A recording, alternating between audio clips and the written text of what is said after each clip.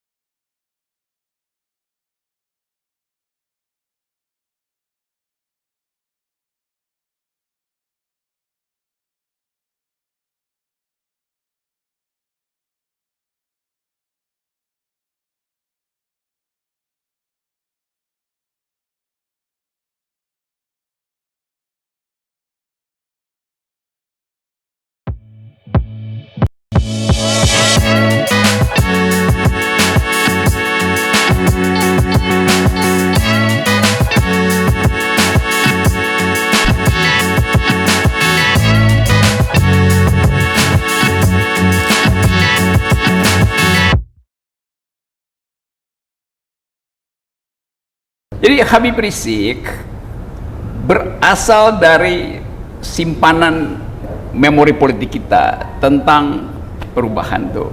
Kita ingin agar supaya ada pengimbang kekuasaan, maka kita butuh oposisi. Ternyata Pak Jokowi bilang Indonesia demokrasinya tidak memerlukan oposisi. Tetapi publik menganggap tanpa oposisi tidak ada kritik gitu. Lalu energi untuk beroposisi itu ditampunglah di Petamburan itu.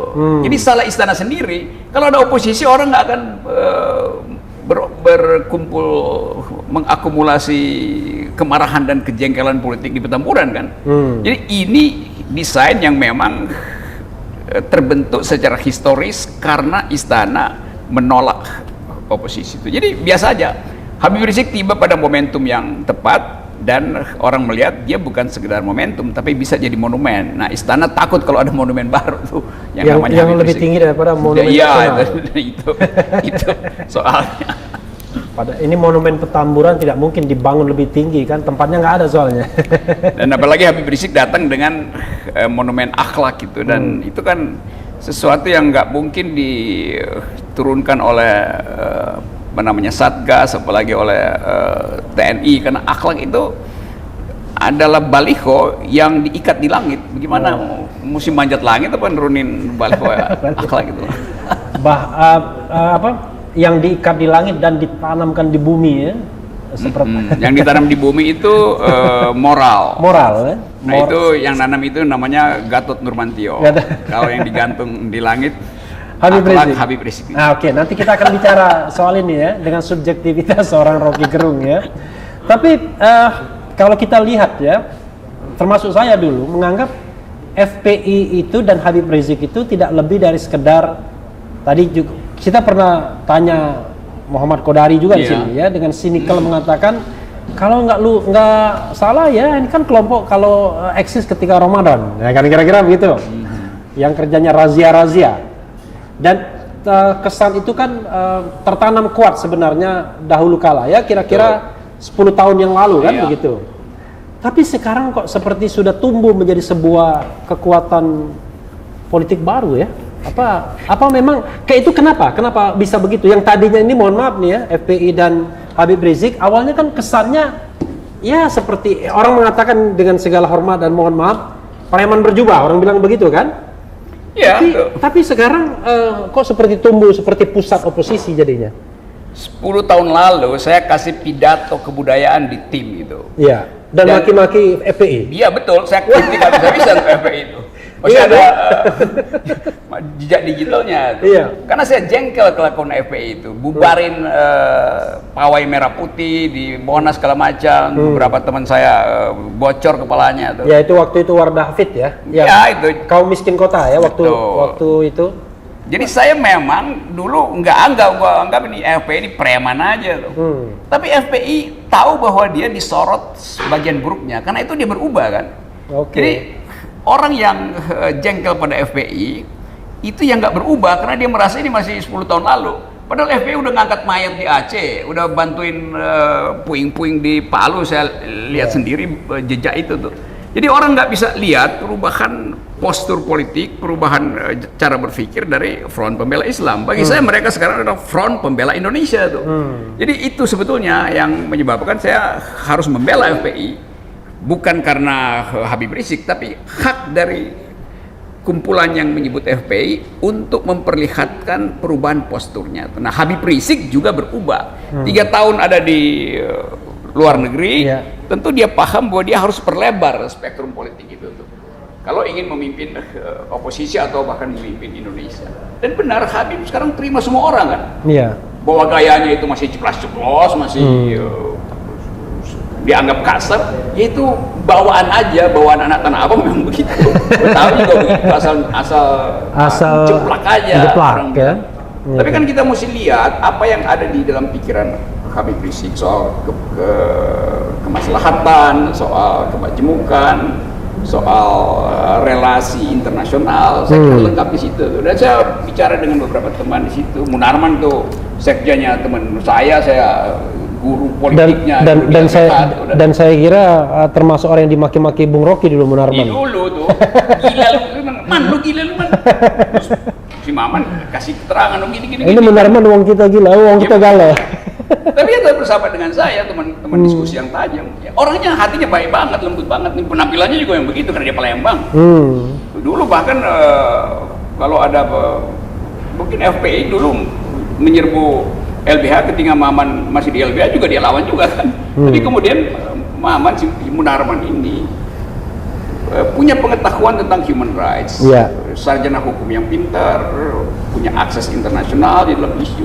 Jadi saya percaya bahwa Maman bisa menghasilkan diskursus baru di FPI. Dan kelihatan perubahannya ya. Perubahan tuh. Saya beberapa tokoh saya diskusi, wah hebat betul, tajam betul. Itu seperti Bung. Saya share sedikit itu perjanjian Hudaybiyah. Jadi kalau di zaman Nabi itu ada yang namanya perjanjian Hudaybiyah itu begini. Kalau ada kelompok kafir Quraisy itu menyeberang ke Madinah akan dibalikin. Tapi kalau ada orang Madinah yang ke Mekah, ya sudah silahkan saja, nggak perlu balik. Orang Nabi Muhammad ya dimaki-maki waktu itu, bukan dimaki-maki ya, disesalkan. Kok perjanjiannya berat sebelah? Giliran orang kita pergi kita biarkan, orang lain datang ke tempat kita balikin ke dia. Perjanjiannya begitu, iya kan? Orang maki-maki. Oh ternyata justru mereka yang datang ke Madinah lari dari Mekah karena ada Quraisy itu dikembalikan ke Mekah lagi, dia muncul sebagai agent of change di sana, sebagai penyebar agama malah. Itu. Jadi saya ingin mengatakan fenomena Munarman itu jangan-jangan begitu. Dimasukkan ke FPI. kan gak connect dulu kan, orang yang bergerak di ranah kiri lah sedikit ya kan, tiba-tiba nyebrang ke kanan. Ya karena selalu ada peristiwa yang menjelaskan mengapa seseorang justru fungsional di tempat yang tak terduga. Dan itu yang ada di kita tuh. Nah orang selalu menganggap bahwa FPI itu kanan itu. Iya. Ya memang kan identitasnya Islam itu. Iya. Ada kiri, PDIP itu. PRD dulu. PRD, bahkan itu juga teman-teman saya. Jadi saya kenal spektrum itu. Tetapi mengkanan-kanankan FPI artinya menghindari percakapan dengan yang kanan. Sama juga dengan mengkiri-kirikan PDIP. Dan itu ahistoris karena karena kanan kiri yang membangun negara ini kan. Iya. Sila kelima Pancasila itu jelas kiri itu, social justice itu kiri. Juga ada tafsir agama bahwa itu juga adalah pesan agama, keadilan sosial. Perdebatan di konstituante itu kanan dan kiri Ada yang ingin negara Islam, ada yang ingin negara sosialis, ada yang ingin bikin kerajaan sultan. Jadi kita pernah menghidupkan perdebatan intelektual di bidang ideologi. Nah, sekarang ditutup perdebatan itu karena ketakutan tadi. Yang ada adalah pameran arogansi itu, bukan lagi pameran inteligensi. Ini semacam ketidakmampuan untuk berdialog atau sebenarnya karena nggak mau repot saja? Bukan, itu karena ketidakcukupan otak gitu. Jelas begitu kan. Kalau otaknya cukup dia bisa hadapi siapa aja gitu. Saya nggak ngerti volume otak yang cukup itu berapa volumenya. Ya kadang-kadang orang merasa volume otak itu sama dengan volume sorban, padahal beda itu kan. Beda. Ada yang kegedean sorban, otaknya kecil gitu. Kan begitu.